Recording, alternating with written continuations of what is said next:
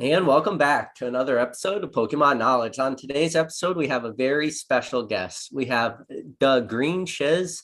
And now, if you guys are not familiar with his YouTube channel and his Instagram, there'll be a link to both of them down in the description after this video is over. But now he has a very different sort of insight onto this hobby, as maybe a little bit different than a lot of people we've had on recently, where he's rejoined Pokemon in about April of 2020. Now, as you guys all know out there, 2020, 2021, it definitely was a changing hobby. And now here we are in 2022. So I'm very, very excited to be able to pick his brain and get a lot of his thoughts on not just the current market, but as a new collector, investor, and his just overall experience in this hobby. With that said, DaGreenShiz, thank you very much for coming on this channel and doing me, the most gracious of favors and donating to me your time. Oh, yeah, man. I appreciate you having me on, PK. It's been a long time coming, I'd say. Both cranking on YouTube for quite some time here.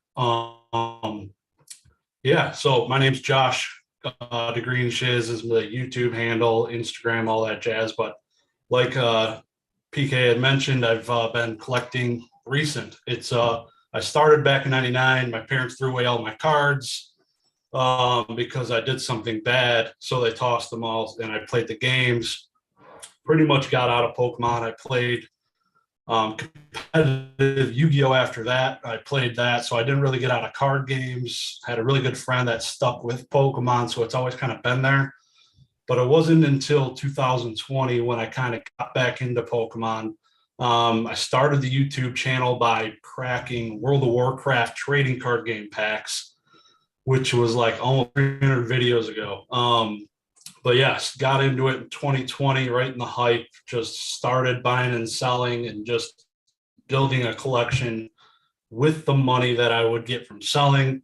And I'm still doing that exact thing, basically. Just now it's a little bit higher scale than it was back then, but it started on Facebook. Now I've transitioned to kind of Instagram and eBay. So it's been a heck of a journey. It's been pretty good, man.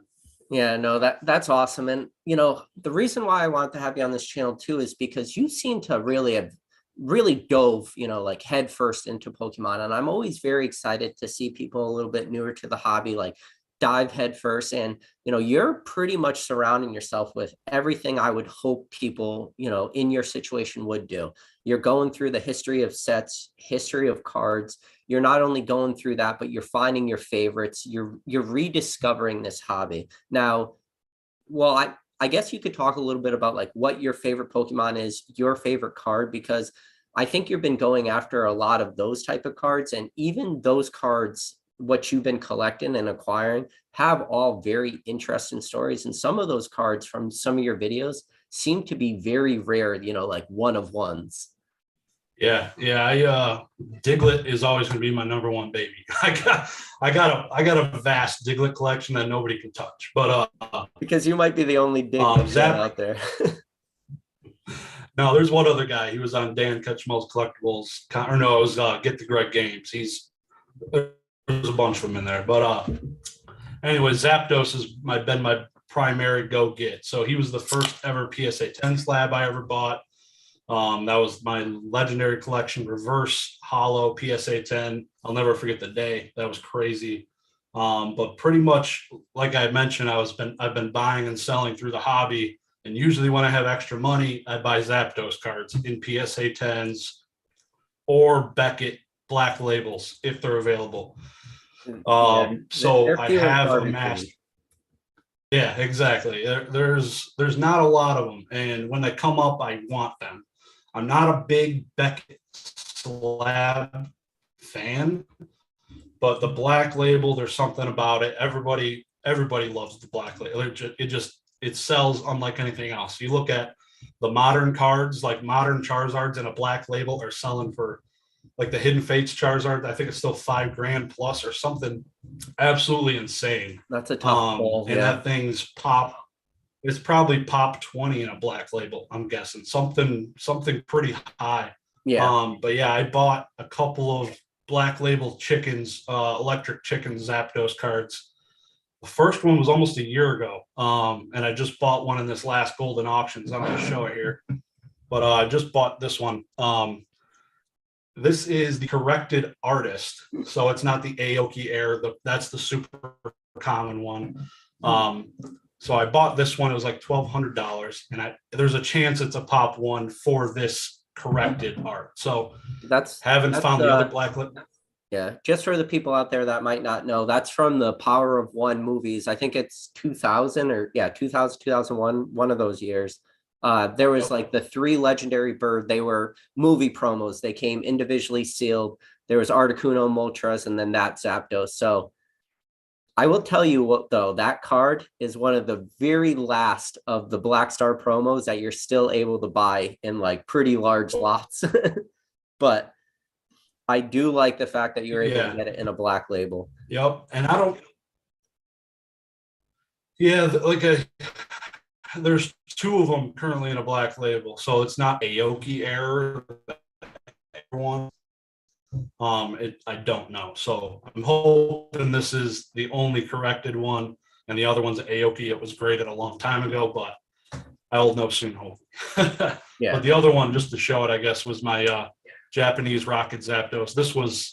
I purchased it really.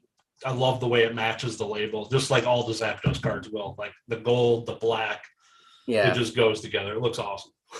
that Zapdos, that one's a pop one. There's only one of those. That is an awesome card too, and the fact that you got in a black label, that's pretty awesome.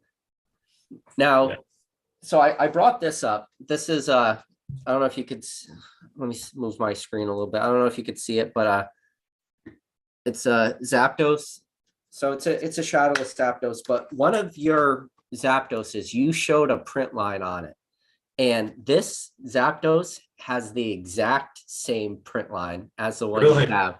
And I'll see if I could get it in focus. It's kind of hard. But it runs. It should be a line across the bottom, basically. Okay, mine runs right here across the middle. Yep. And if you look here, there's a huge line that runs all the way. Like you can see it there too. Yeah. These Zapdoses have the worst print lines on it. For shadowless Zapdoses, it's like the worst. And this is like the back of this card is fine.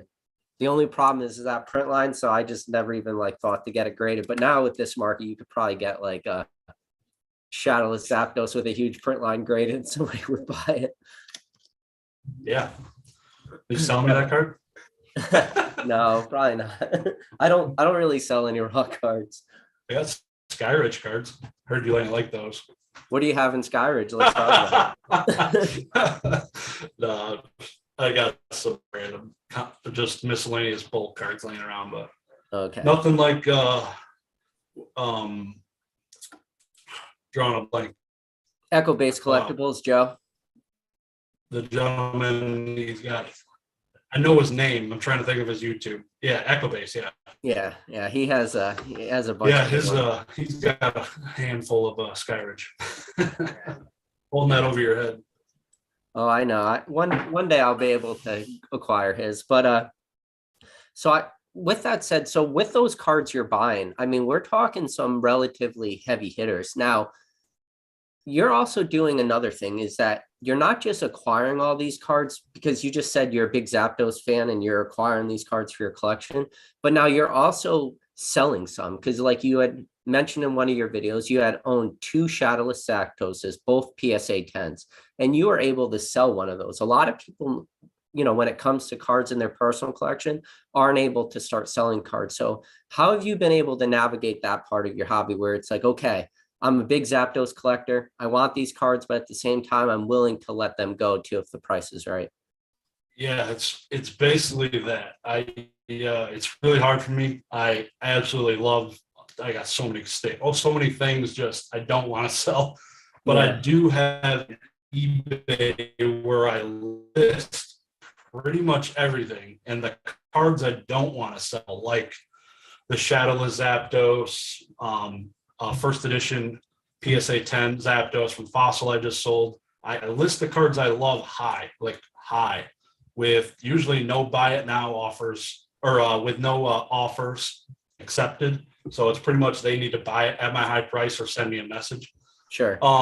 And so if I sell it, it's usually above market. And then I could turn around and usually buy one for what I think is cheaper than that. So I sold that one, mainly the shadowless one, because I had two of them. It was just sitting, like I would love to just buy out all of the shadowless Zapdos. That'd be absolutely amazing.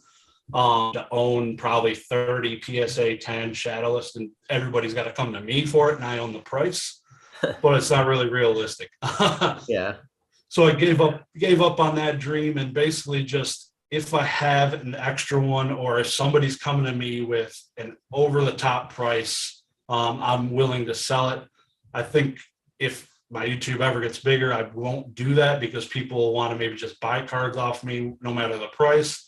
It's kind of shady. But I'm not there at all now. So if I could sell it above market, I will. So all of my Zapdos cards are technically listed on eBay. Yeah. No, I think that's pretty awesome that you're able to do that. That is kind of what you said, how it is hard. And like, that's something that I struggle with a lot with like my personal collection, and especially kind of leading up from 2020, 2021, I sold a lot of like cards that I thought I probably wouldn't sell anytime soon, because once those prices got really high, and that was definitely one of the harder things to do, is start to sell a lot of your personal collection. Because when you look at the market, and I looked at end of 2020, 2021 as, all right, a lot of these prices don't make sense. A lot of these prices are going to have hard retraces. So even though I knew all that and selling those cards, I also had to realize like all that money that I sold, it wasn't like it went into its own little bank account, right? Where it was like, okay, sell all these cards, the money goes in the bank account, and you don't touch that bank account until the market's down again. It's like, no, you put money towards your house, you pay off all your debt, and then that money's gone forever. Yep. You know, and whether or not that was smart to do, I mean, nobody's probably going to say that wasn't smart to do, but there is that part of you and that little person in your brain saying, you will never get these cards back. Like, they're gone forever. So I've always like personally struggled with that thought. And I've talked about it on this channel before, but it is always interesting to hear somebody that is a little newer to the hobby, because you had to deal with that on a very short, timeline. So, Yeah. but yep. Yeah, It's been, it's definitely weighing on me a few times. There's been several things. Usually, like when you sell these higher end cards, it's like, all right, I'm not going to be able to buy this back at the same price. It'll be higher. And that's something you got to think about. Like the shadowless PSA 10 Zapdos, when I sold it for $2,700, that was a pretty good price, because I bought one off Heritage, luckily, for $2,000. Those don't come on Heritage anymore. Like, that was lucky. So, Quad Shot said Supreme Victor's Zapdos 150 out of 147. So I know what he's talking about, but that Zapdos is the original of that artwork. So there's like, you have that movie promo. Then there was the Japanese release of that promo with like a different hollow pattern.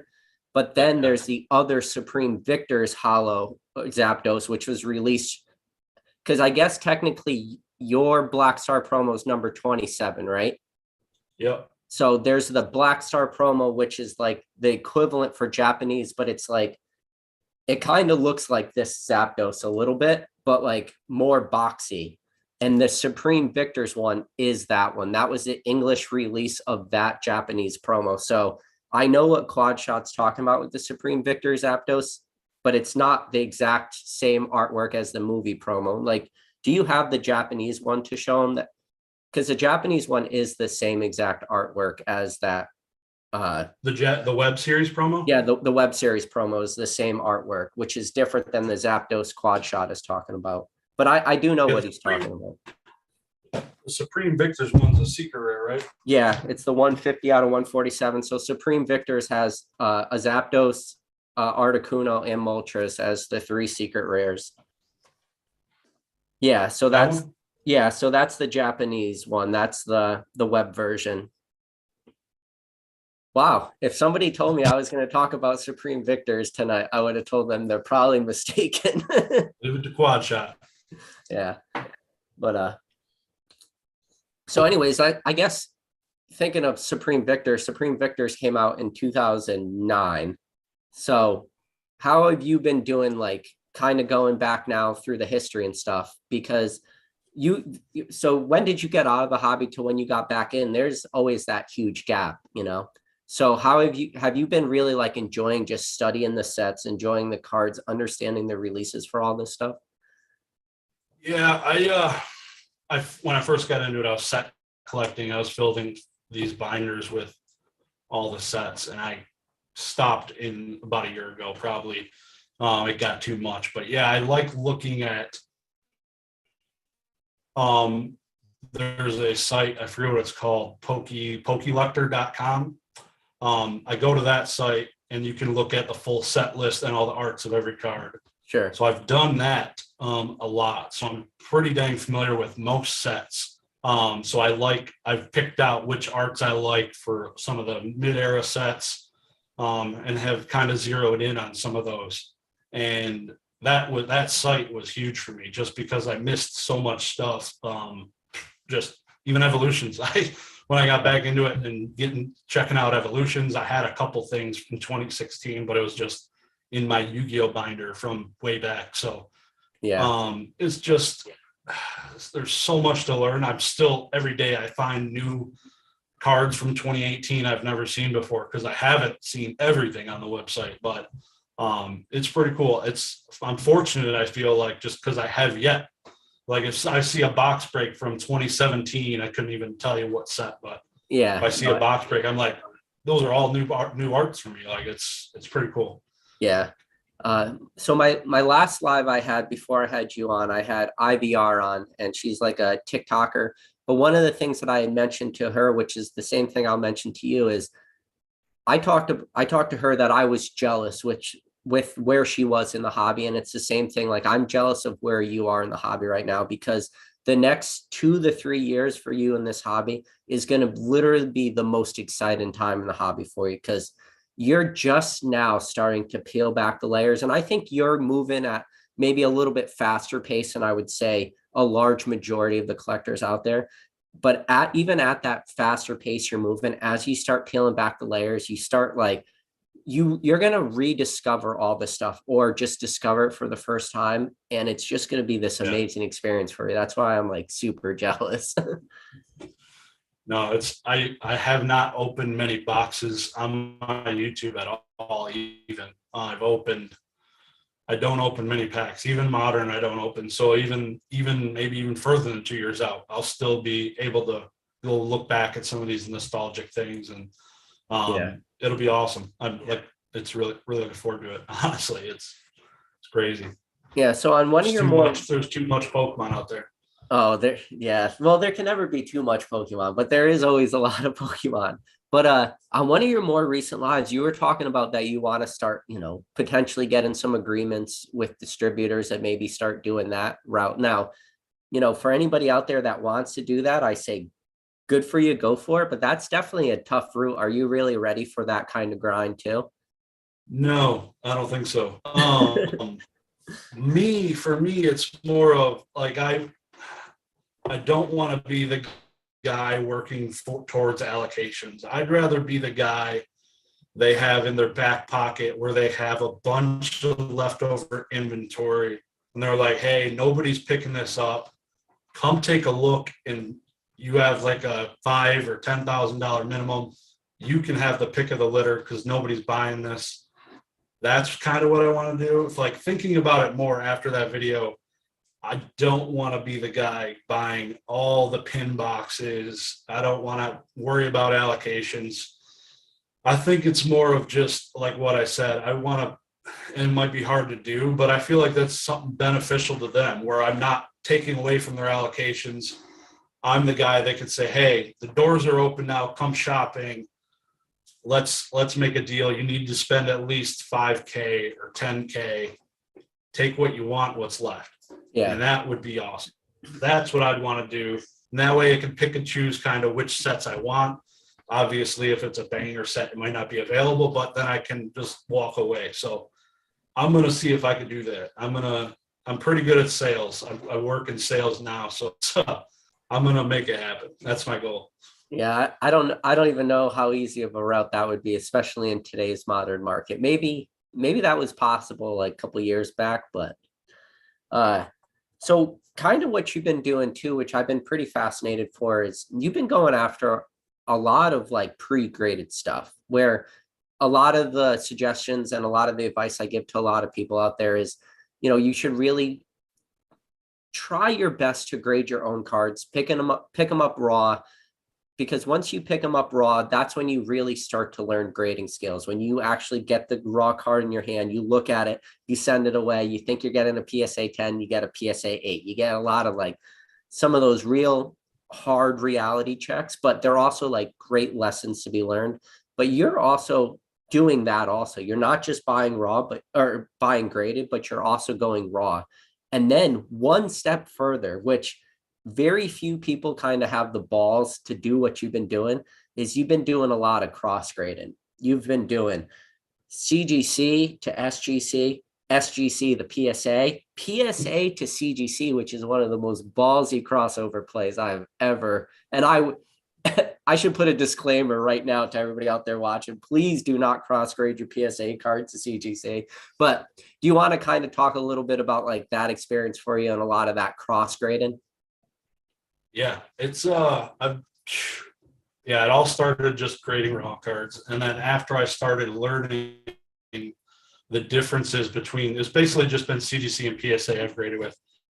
SGC was new, and I'll get into that a little bit, but yeah, it's basically started raw. I developed and learned how they grade cards, how PSA grades a 6 for CGC, a grade a 6, and I've done probably 4 PSA to CGC crosses. And basically, the way I see CGC's tough grading, for it's hard to get a 9, it's hard to get a 9.5, it's hard to get a 10.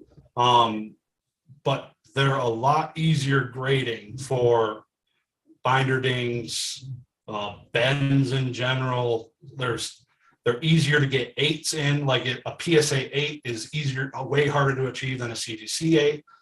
So what I do is usually buy like a PSA 5 or a PSA 6, and I'll find a nice looking one. So the least amount of whitening, one with a binder ding or some kind of dent in it, and I'll send that to CGC.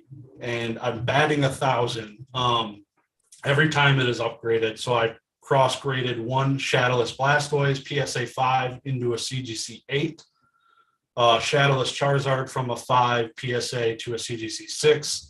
And when you make those grade jumps, like if you're jumping grades, you can make more money. Like if you're comparing a CGC 5 to a PSA 5, the PSA is going to outsell it. But if you're changing the card from a 5 to an 8, you're going to make money. And that's basically what I've been doing. And that's what I am hoping to achieve with the latest one. I cracked the PSA 6 first edition base set Charizard, in hopes of an 8. We'll see. Me and you are going to have a bet, an actual bet here. So we're going to bet on it. So I'm really thinking it's an 8 or a 7.5, but even so, like a 7.5, I think would possibly outsell a 6. Yeah, I So did watch it's you. basically, go ahead. No, I did watch you crack that Charizard, and it did look good. But when you started to show it, I don't think that I don't think that CGC is going to give that card an OC outlier. So I think that's not really going to work the way you want it. It's close, but it's just not quite there yet. And I thought I saw a lot more edge wear on that card than maybe you originally thought. So I think CGC might be a little harsh just on the edges alone. And if they ding you hard on edges, but you don't know. So over under of 7, what are you taking at CGC 7? I would say, I don't know. I think the PSA grade was pretty on point. I think you're gonna get like a CGC 6.5. And I think they're just gonna ding you on that one edge and you're gonna be mad. I think the rest of your subgrades will be pretty good. I think you'll even be upset with how high they're gonna give your centering grade. They'll probably give it like an 8, which so it's not gonna qualify for OC. Yeah. Do you know the lowest centering grade you can get is an 8? I think it's an 8. I honestly, I I have don't think I've ever seen a 7 or a 7. no. I think anything below an 8 is considered OC, but I've never seen like I don't know how CGC grades centering. I think they're pretty harsh on centering, but they're super harsh on surfaces. So yeah, I'm not exactly sure how CGC works on centering. But I think it's interesting that you've been doing this though. So how's your luck been with I don't. There's been one. Can you hear me? Yeah, so it's lagging a little bit. I want to ask the chat. Hopefully the chat could let us know if the lag's on my end or if the lag's on your end. Because what I might have you do is maybe just log out of this live and then just rejoin it. See if maybe that helps. And am I lagging on your end? No. No. So hopefully, if we'll wait for the chat to see what they say. But yeah. So what were you saying though? And I wanted to ask you: have you done any true crossover grades too? True crossovers being like not cracking it. Not cracking it, send it, which I always recommend to everybody never do that because I feel that card companies are just way too biased. They're going to see whatever that original grade was and they're going to be like, okay, we're going to find out why did this card get, a 6.5 edges? Why did it get a 5? Stuff like that. I think they really spend a lot more time than they normally would. Yeah. Yeah, this looks like they're saying I'm lagging. You want me to log out real quick and I can get into that? Yeah, sure. So if the chat has any questions, I'll try to answer one of their questions while they're gone. Okay, so Flip D Sosa said I'm not lagging. So guys, I picked up something on eBay the other day, and Professor Oak always asked me during most of my lives, it's like, hey, you ever pick up anything cool? And I said, I normally get like stuff in the mail every day, but I picked this up on eBay. It's the PSA magazine. I don't know how well you can see it. Let me see my screen. So it's the July 2017 issue of PSA magazine. So the sports market report, and it's sealed in the original plastic. Like it even this isn't my address. It's whoever bought this originally, and it was mailed to their house. I picked up this PSA magazine sealed for $1.99. July 2017 for $1.99. I was like, yes, I will buy this magazine because I think that's just like the most coolest artwork for $1.99 sealed. Like I was just talking to the chat, telling them about something I recently picked up. Let's see. Oh yeah, no, that's nice. You gonna get it graded? No, I just thought it was something cool. Hopefully the chat could let us know if you're still lagging or if you came in better this time. So anyways, back to the original question. Have you done any of those true crossover grades? Gotta love the internet. Good old internet. Yeah, I did it twice just to see how it would go. Can you hear me now? I can hear you now. There's still a delay. Is there that much of a delay to do it? The delay isn't as bad when you don't have your camera on. Lovely. Nice. All right. Yeah, I don't have, I'm always on Wi-Fi here. Usually I run my lives okay, but awesome. Yeah, I don't know if you want me to just turn the video off or leave it on. It's I guess can't have the video. It's unfortunate, but yeah. How's it sound now? It sounds fine, but your video popped back on. Yeah, I turned my video back on. You want me to leave it on or let me know? Yeah, let's try better now. Oh, I think you're lagging with the video on. All right, I'll turn it off right now. All right. But yeah, I cross-graded a CGC 9.5 Expedition Holographic Charizard and a CGC 9 Lugia first edition. And I submitted both of those cards to PSA. I did minimum grade 10 for the Charizard. Yep. Which I figured would not happen. And then the Lugia, I did minimum grade 9, and neither of them crossed. The 9 didn't cross to a 9, and the 9.5 didn't cross to a 10, which is pretty terrible. It felt bad because I paid probably $250 a card. I think it was 250 cards or $250 a card, which was pretty atrocious. So the next step is to crack those and resub, but I don't know if I got the stones to do that at all. Yeah, cracking CGC 9.5s is tough, but I think it's definitely worth it. So have you been getting good prices for SGCs though? Because I would just think, why wouldn't you want to try to cross grade those over the PSA, maybe get like the $50 grading fees? Because I feel like there's not a lot of like meat on the bone with SGC, 10 versus a PSA 10. Yeah, so those ones I didn't cross the SGC. I sent those to PSA. Oh, okay. The SGC crosses I cracked CGC slabs and sent to CGC or to SGC. And most of them had upgraded, pretty much 90% of them. And SGC seems to have a really, really similar grading scale to PSA. Really similar, which I like a lot. No, so I've never actually tried to do true crossover grades where, like send the slabs and stuff because of, kind of what happened to you is I'm always a little nervous about like losing out on the money because I just think they're super biased. So it's it kind of reinforces that hearing your experience, but so you said one of your 9.5 Charizards, you said that's an Expedition, that's the holo, or right? Or is it a reverse holo? It's the holo, yep. Yeah, that's a beautiful card.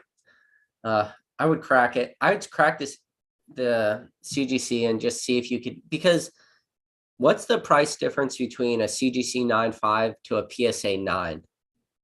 Is it comparable? Yeah, it's at 9.5s usually pull a premium for sure. I'd say probably 20% higher, 30% higher. Like if you look at a first edition Lugia PSA 9 versus a CGC 9.5, the CGC 9.5s, I don't know, stuff like that, it can almost double sometimes. It's crazy. See, I'm almost wondering is how much of that 9.5 premium is the thought of people hoping to cross grade those in the future, A lot. I think it's a lot. I can't stand 9.5s. I'll never buy a Beckett BGS 9.5, but it's definitely holds a lot of dream in their eyes, I feel like. Yeah. So I don't know how long you've been following this channel, but one of my little side goals is trying to complete like my own master set of all grades 1 through 10, including half subgrades like 1.5, 2.5, 3.5. But the one card that I'm missing that I just don't know how I'm ever going to receive is a Raichu in a 9.5, because I don't want to pay the premium for 9.5 because like, why do I want that card? Why wouldn't I just get the 10 for, like the same price? So like, that's one of those huge holes. I'm like, I don't know if I'm ever going to be able to actually get a 9.5 because I'm never going to pay the premium for that. You're collecting those Raichus and CGC slabs, or? I'm collecting them in every slab. I'm not biased towards the slab. Yeah. So currently my collection of Raichus is I have SGC. So SGC is one of currently my lowest is a VG3 PSA, but my second lowest is a 3.5 SGC. And then I have CGC, GMA, and then Beckett and PSA. So I only have 2 Beckett slabs in my collection, though. I have one Beckett 9 Raichu and then one Beckett 8 first edition Raichu. Those are my only Beckett slabs, and all the rest are PSA.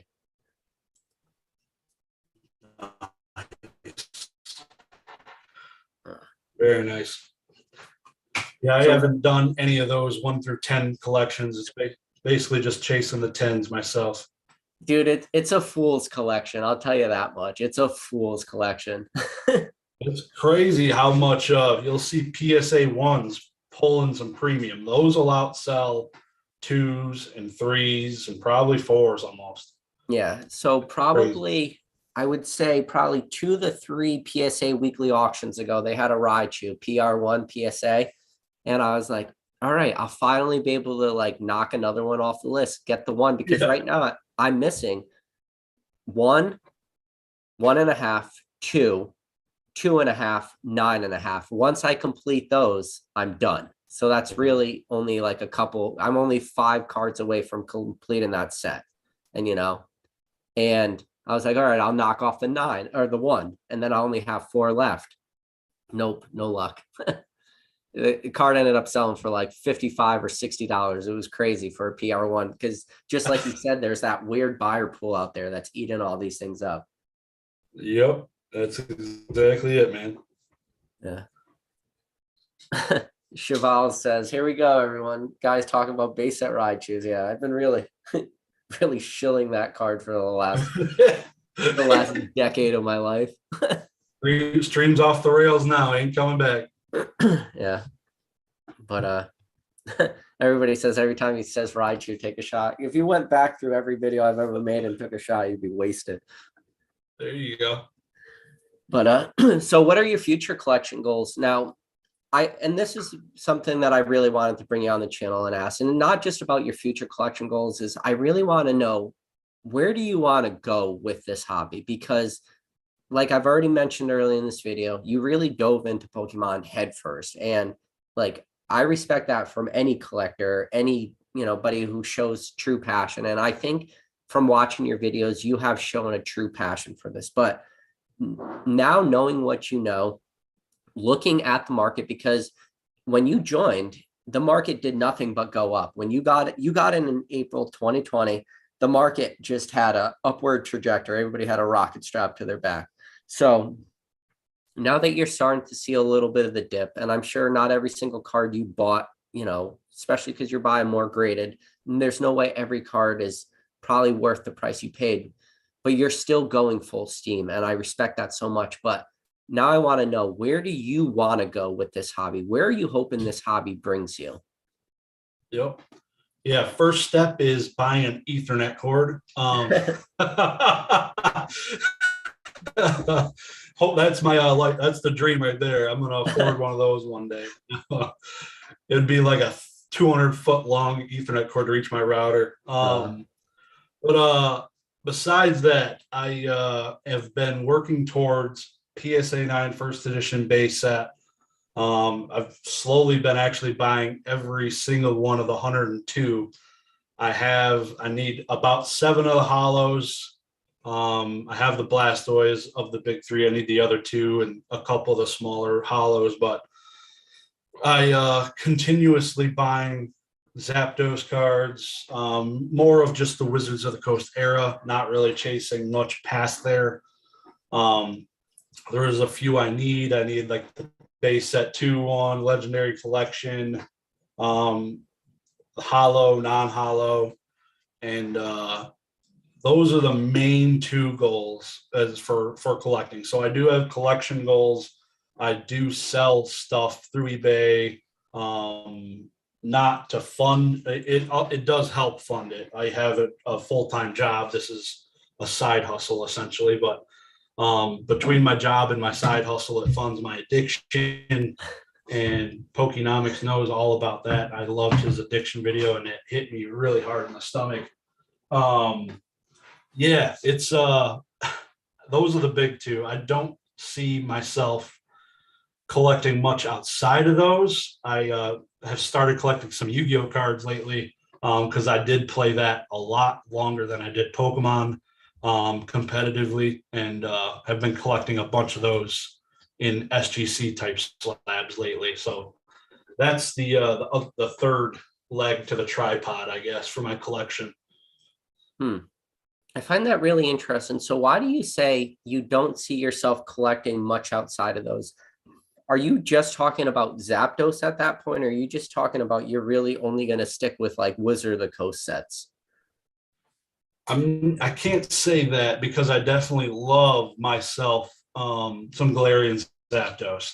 The Roadrunner art from Chilling Reign is awesome. I haven't purchased it because the prices are too high, because not a lot are graded because it came out at the worst possible time to grade at PSA for cheap. So Galarian Zapdos has my eye. So I'm not stopping by any means. If something comes out that I like, I'll buy it. It's pretty much to that point. And like the most random, the cheapest card I love is probably the Amazing Rare Coyote. Mm-hmm. I love the Amazing Rare arts. It gives me kind of more nostalgic type feel because it's got the half art on it instead of all these V's, V Maxes, all the other V's and whatever GXs. Not a big fan of a lot of those, but there are some pretty ones. So I don't know. It's got to catch my eye pretty much. Yeah.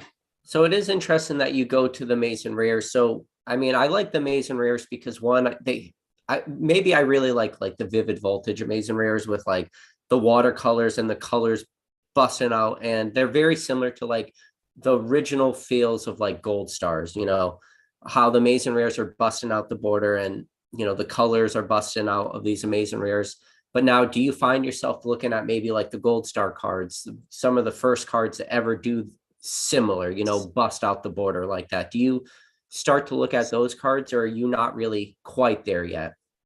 Nope, I've looked at them and I've bought a bunch, and similar to the crystals I bought, and usually those are just flips for me because they don't do it for me. They don't move my ticker. So I usually those are really liquid cards to sell as well. Like some of the most liquid things you can have are the gold stars, the crystals. So I think it's beneficial to me that I don't get attached to those cards, which is definitely beneficial because that would be expensive. Yeah. And the shinings, and similar story for the shinings. I've gone down the road and owned a lot of them. I haven't bought any of those to collect besides the Gold Star Kyogre because he's a beast. Yeah, I like liquidity. So most of the stuff I grade is stuff that's liquid. All pretty much Wizards of the Coast era and stuff like that. I grade stuff. The stuff I've graded, I don't usually collect. I don't have super PSA 10 cards. They're 9s at CGC. Most of my stuff is 9. So yeah. So it's funny you mentioned crystal cards. I didn't know you owned any crystal cards. Did you have Crystal Aquapolis cards or Crystal Skyridge cards? So they were not Skyridge. It was a Aquapolis Lugia. It was Lugia. Kingdra? Boot top, so that was Skyridge. Yeah, so you had the Lugia and the Kingdra? Kabutops. So Kabutops. I did have Kabutops at one point. Yep. So those are, I think, the only two I had, but basically as soon as I got them in my hands graded, they sold next day. Do you remember what your Lugia graded for, or what your Lugia graded? Yeah, it was only like I bought the most heavy played Gold Star crystal set I've ever seen on a Facebook group, and it was like 10 of them. Yeah. So they all averaged like a 3. Oh, wow. So that was a really heavy play. I'm surprised those cards even exist in such heavy play condition. Yep, they came from overseas. I bought them overseas. They shipped over. It was on a Facebook, like Verbank or something like that. Okay. So I know you've now graded a pretty decent amount of cards with CGC, right? I've graded. You said graded, yeah. Yeah. So are there any cards you regret grading? A lot. There's a lot. Like I said, I've bought tons of collections in the last 2 years. I've spent 23 grand on a collection, raw collection, another 10 grand. And most of these cards got sent to the CGC, and they were prime was yeah. I beat a lot of 9.5, lots of 9s, lots of 8.5s, but not a lot of 10s until this sent in. I picked out the multiples, and so PSA is definitely the way to go with some of that vintage stuff. So it's crazy. I don't want to think about it. Yeah, no, it's tough because I think that's a feeling a lot of people have, and even I had it. I thought it would just be like a short-term thing, and I even from a short-term like flippability standpoint, getting graded cards to be able to sell them, like maybe I made some mistakes. But real quick, shout out to Professor Oak for the super chat. I'm not going to read what he wrote because I'm afraid it's going to start something in the chat, but anyways, Professor Oak has his own YouTube channel. Anybody out there hasn't had a chance to check it out, I recommend you checking out. But with that said, he just went to the Collecticon in Orlando. Now, do you have any plans to either visit any Collecticons in the near future, or have you visited any recently? Yep, I went to 2 of the 3 last year, vended one, visited one. This year, I'm not going to go to the next one, which is in Texas, but I hope the last 3 I will either be vending or being at, and they're awesome. They are hells of a show. I hands down to those guys. Like the Vanilla Ice thing's okay. It's kind of a gimmick. The Ninja Turtles, the whole Pokemon song getting played, it's cool for the kids and all that. It's not for the collectors, but it is the biggest Pokemon event that I've ever seen, and they do a hell of a job. Yeah. What about you? So I don't have any plans this year. So me and my wife, we recently had a baby. I did go to the Leonhardt Pop Shop in, I guess, end of January. Yep. So I wanted to go to the Orlando Collecticon, but it was too close of a timeline from end of January to do the Collecticon because my son's still young, so it is tough to like leave. So probably nothing this year because the rest, I'm on the East Coast, so the rest are pretty far. I know a lot of people seems to be going to the Colorado Collecticon. So that is definitely one I wish I could go to, but it's just logistically not possible. And that's unfortunate. Yeah. How old's your son? 8 months. Awesome, man. First kid, second kid, third, fourth? Well, I have my dog, so technically my dog's number 1, but no, my son's the first human. So, and yeah, man, it's been pretty exciting. Hell yeah, that's awesome. Congratulations. I got a 18-month-old and almost a 4-year-old. So okay, awesome. So you know best exactly. years are ahead of you, man. Best years are ahead of you. That's yeah. for sure. So it's with crazy. your 4-year-old, have you started like introducing them to Pokemon yet? No, I don't want her to because she comes up here and she's like, Dad, give me a peek. I'm like, you need to get the hell away from me. Get away from my damn Pokemon card. I'm trying to make money, not have them get. Yeah. I'll give her a card and a top loader and a penny sleeve. She'll take it downstairs, and that thing is literally tore up from the floor up in the matter of seconds. Yeah, but that's that's part of it, Yep. So this was like not to like diverge too much on like my kid and stuff, but I had a video thought in my mind that it never really happened. But I was like, what if I made like a time capsule box for him?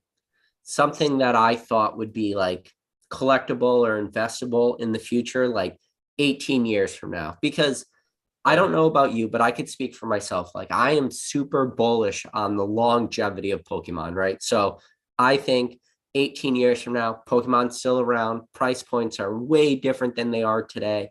And it would be like shooting fish in a barrel in a certain sense where I see Pokemon in 18 years from now. Now, I could be totally wrong. Like Pokemon could have a crash and burn event way before we get to 18 years ago, and nobody's looking at anything Pokemon related, and prices would be nothing, like most trading card games throughout history, right?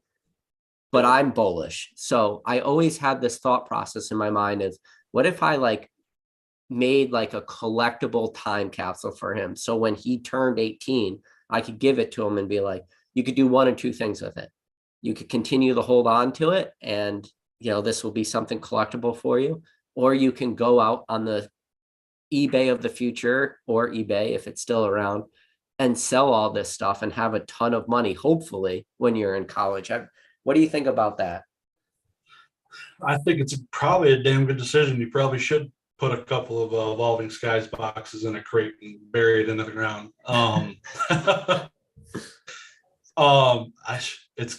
I definitely am right there with you with where Pokemon could possibly be in 18 years, because people are still playing it today, and they're gonna be 18-year-old kids in 14 years, and gonna run the whole cycle again. Could possibly. So it's lots of room to grow.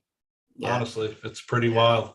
Yeah, and it's something I've always thought about, but I also thought about, I mean, obviously you could still do like the traditional stuff, like make them a 529 and all the normal college savings, right? Like the average person would go through, but that's not exciting. That's not fun, like the compound interest. I'm thinking like the Pokemon compound interest, and I'm thinking like, ooh, what cards can I put away? Like, and I don't know. I feel like do it.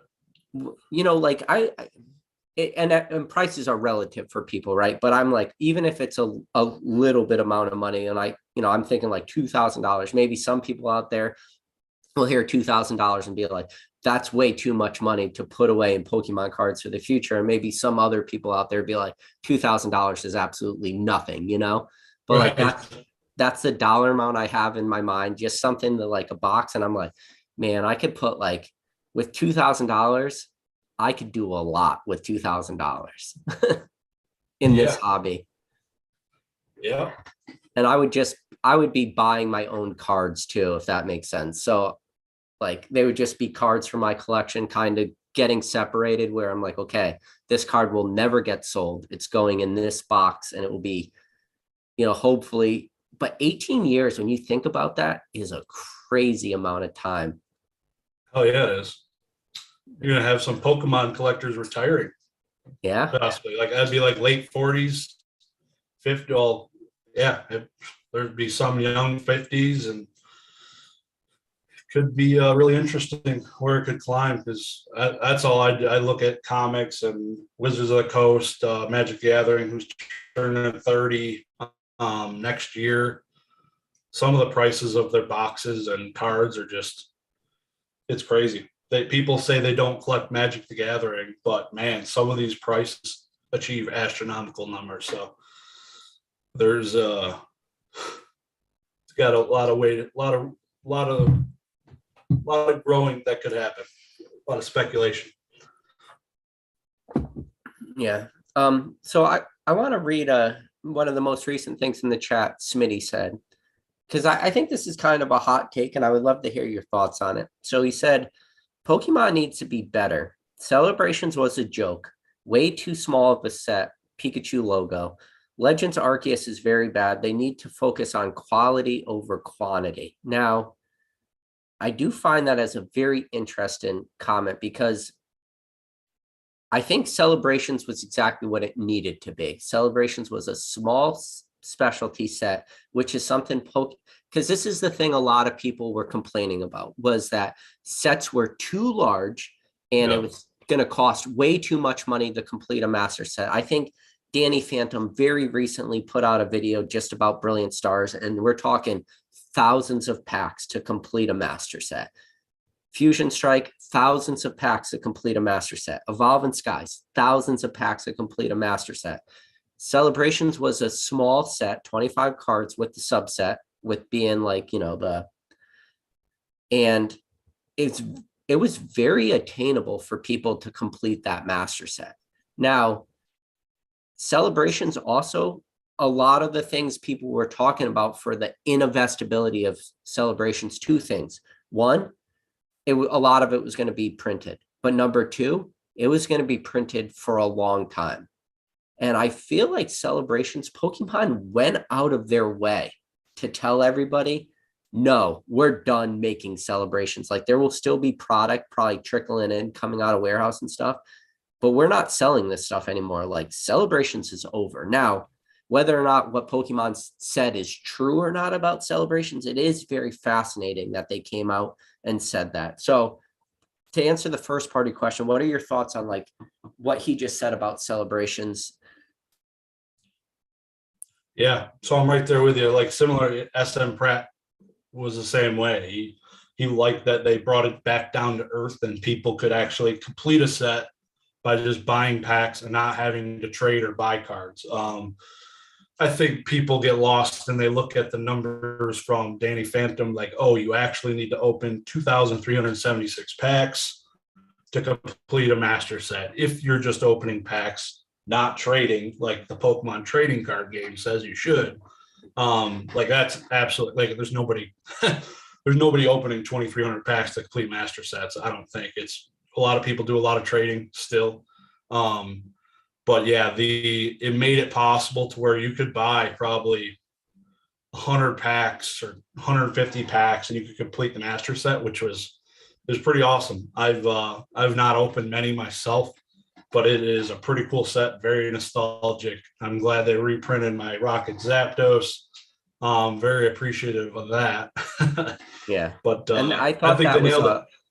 Yeah, it was I thought they nailed it with a lot of cards. I thought some of the cards I didn't agree with 100%. I was really hoping they'd bring at least one e-reader card. I didn't care which one it was. I was like, let's just get one e-reader. Let's get one crystal card, you know? Like bring a crystal. Can you imagine Crystal Lugia? You have base set Charizard, base set Venusaur, base set Blastoise, but then you would have a Crystal Lugia. It's like, ooh, which card do I want now? It's like, well, maybe I'd go after this one. Yep. Oh yeah. Well, love the Gold Star Umbreon, and then especially the Gold Star Umbreon, they were able to reimagine it, right? Because when you think, what is the Gold Star Umbreon? It's a non-holo from Pop Series 5. So when it was reimagined, they applied that holo pattern to it. That's something that collectors forever thought about. Like, what if this, Gold Star Umbreon, one of the most expensive cards in Pokemon, and I say one of them because it's one of the few that's close to like, 5 figures. It's close.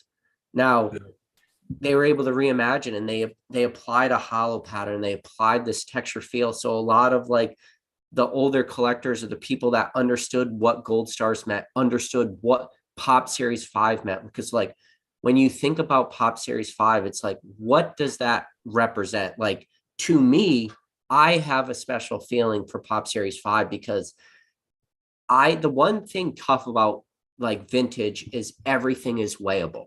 Like you can weigh out packs, you can know where the hits are, you can really help your odds by pulling it.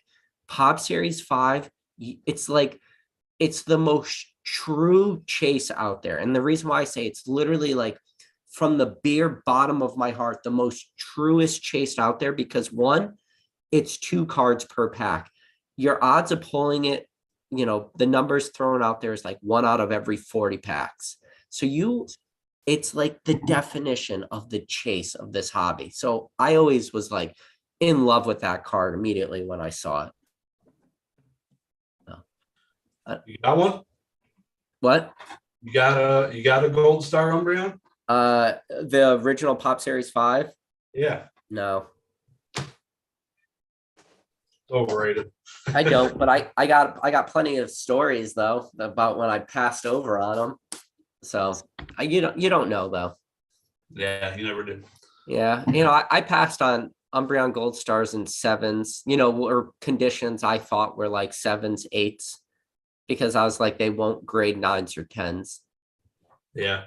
You know how bad I wish I could go back in time and because now we're not talking heavy play cards, we're talking light play cards. Light play. Yeah. Passing over light play Umbreons Like, but you don't know this stuff because in my head, I always, and maybe this is something I'm still kind of doing today because prices are so high and I'm waiting for a lot of the retraces. I always had this one thought process in my head was there's always tomorrow. Tomorrow will always bring the better deal, the cheaper price. And then sadly, what happened was tomorrow never came. Tomorrow, in 2017 ended up being 2018, and 2018 became 2019, and then 2019 came 2020, and then 2021 it was like, oh no, there isn't a tomorrow anymore. And even if there is a tomorrow to get these low prices, what's the chances of Pop Series 5 Umbreon retracing to 2015 prices realistically?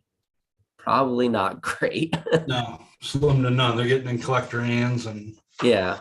So there are some cards like that I have my own little stories for them, but I don't know, they're a dime a dozen. And that thought process of will tomorrow ever come?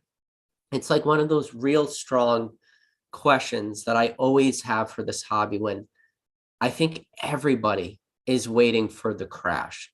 And I think in 2020, 2021, people were talking about Pokemon being in a bubble. I think everyone kind of recognized it. Like, and if you don't believe me, you can go online, go on YouTube and just type in a search term like Pokemon bubble. And I bet you'll get a ridiculous amount of search results from the last year of people talking about the Pokemon bubble. And I always wonder like this crazy question of what if people were wrong? Like there was the very obvious stuff, right? So the very obvious being unlimited Charmanders from base set selling for hundreds of dollars. Like that's the obvious duh. Here, I could point exactly to that. But the true collector, the true investor, we were all aware of that. It didn't surprise anybody. But then I look at like the most recent PWCC auction. The PSA 10 Crystal Charizard Hollow with buyer's premium sold for like $15,000. That's not really a crash, No, not at all. That's pretty strong. It's been holding pretty steady, a lot of these cards. And a lot of the high-end cards specifically, like at PWCC, I don't know if it's a lot of people get really distraught over when you mention their name still. It's what it is. But I follow them because cards sell and I buy cards. So the a lot of PSA 10 stuff on there has been selling very strong. And I agree to the point, but obviously there was stuff in a bubble. Like you said, the unlimited, some of the first ed jungle, Pikachu, the Jigglypuff, and even first ed base has come way down in PSA 10s, PSA 9s. Because I remember selling a PSA 8 first edition Venusaur for $5,000 in the peak. That was at the top of the mountain, and we came crashing down just weeks after that, and things have come down, and I think it's just a lot more realistic prices right now. And if it goes down much more, I'm gonna be buying way too much stuff because I've been buying through this entire thing since I got into it in April of 2020. I've not stopped buying and I've not stopped selling. So I've, like you mentioned a lot earlier, I've bought things and obviously taken losses. I've bought things in the peak and I've bought things like that Venusaur and sold it for $5,000, which is nuts, but have definitely taken losses, and it is what it is. I think we are leveling out in general right now for the most part, and modern showing that they're not just, cards aren't piling up on the shelves, it seems, which is really good. I'm thoroughly enjoying the current state of the market. Yeah, and it is interesting that and the current state of the market, because I always look back and I'm just like, and everybody's like, what's your biggest mistake? And I think that's what a big question that a lot of people ask. And they're always like, what's your biggest mistake you ever did in this hobby? And for me, I think the answer is pretty easy. My biggest mistake in this hobby was I wasn't prepared enough for what could have been if there ever was a giant boom. Like when I talked to you today, remember? And I said to you, I said, I have one of those shadowless Zapdos just like yours that has that print line. Like this Zapdos has that major print line. And I said, from the one you showed on your video, mine has the exact same one. But like, here's an example of a card I owned that I never graded this card. This card is like absolutely mint on the back, but I never graded it because there was a print line, because I was like, I'm not going to waste time or money to grade a shadowless Zapdos with a huge print line. But when I talk about my biggest mistakes, it's cards like this, where I could have binders of shadowless hollows that I never graded. And when the hype came, and this card, which will probably grade like a PSA 7 or a PSA 8, would have been worth it to have it like already graded, already in my collection, and it wasn't. And I'm not going to sell this card raw. I knowing how I sell cards, the way I want to sell cards is I want to sell everything graded, because that's just how I sell my collection off. And I'm just like, that's my biggest mistake, is that I just wasn't ready with enough cards, and what I did have, I'm very grateful for what I did have. But my biggest mistake was I wasn't more prepared. And I think if you talk to most people out there, and people that had decent collections before the hype, I would probably say that is probably a lot of people's biggest regret, is that they just weren't ready enough for everything that was about to happen. And no one knew though either. So there's always that part. Because like I mentioned earlier, there was always tomorrow. There was always tomorrow to grade a PSA 8 shadowless Zapdos. Like that's a secondary thought.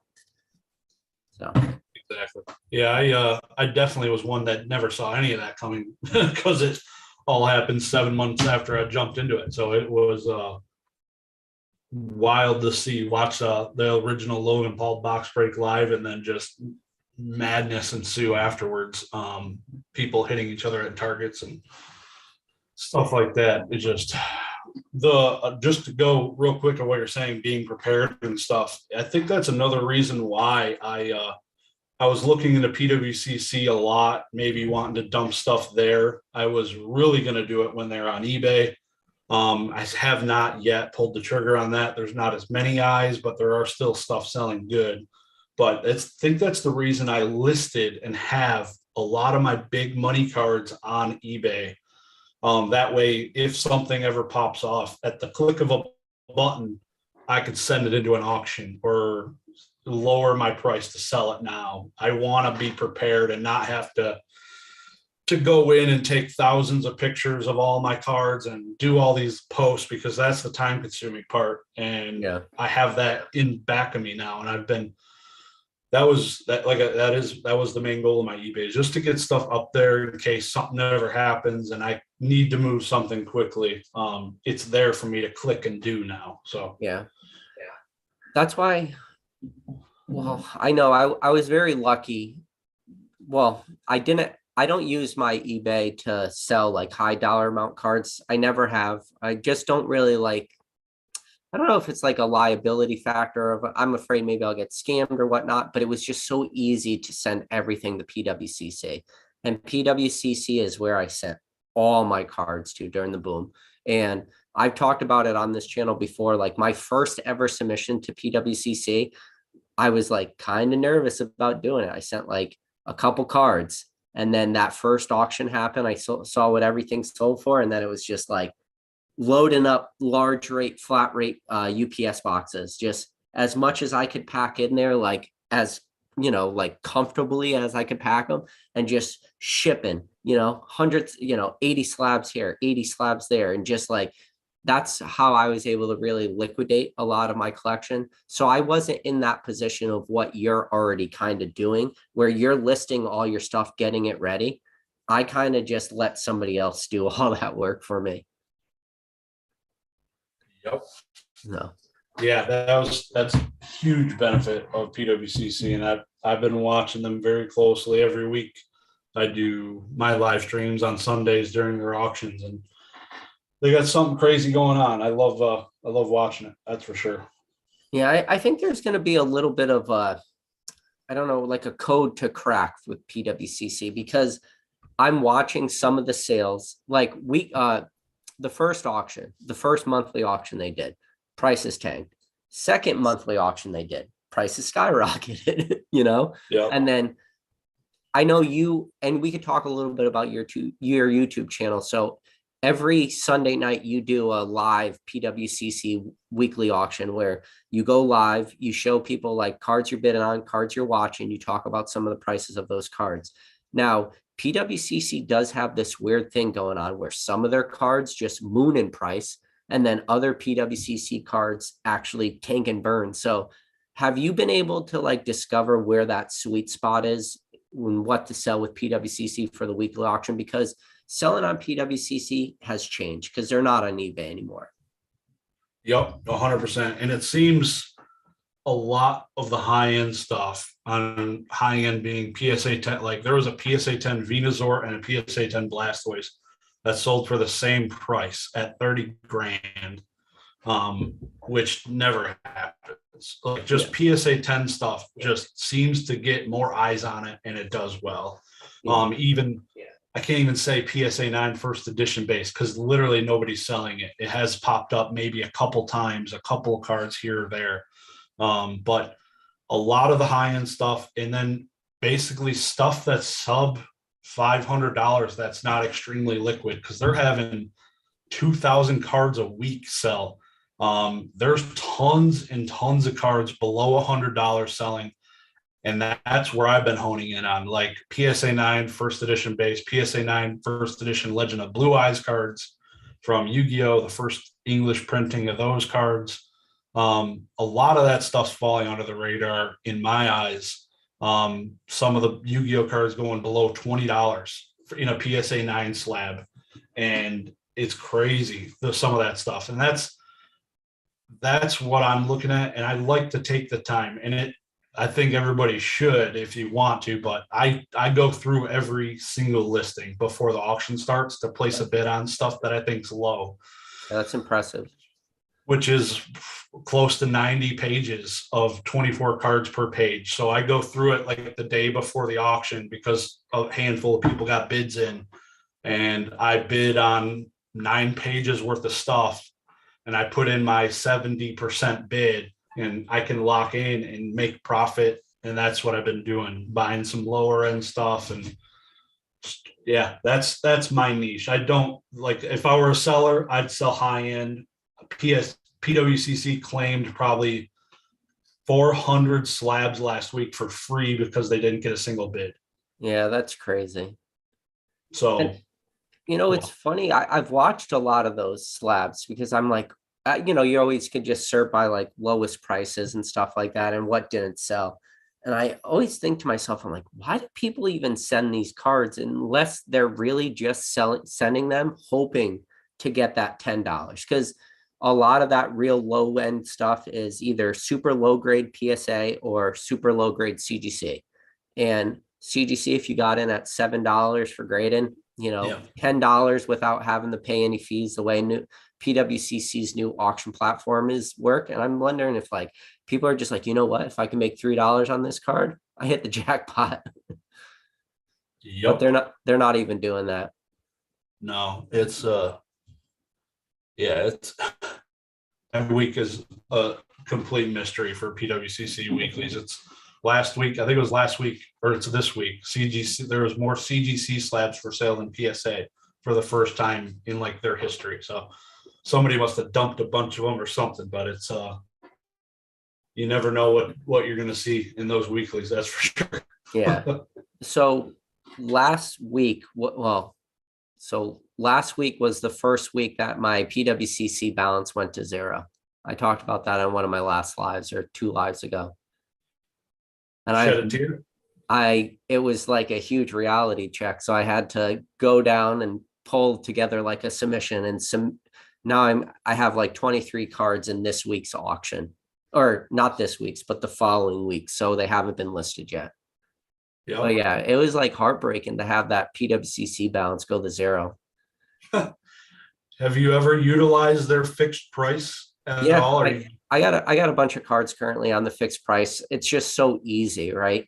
Yeah. Because the PWCC, it shows you exactly what you paid for the card.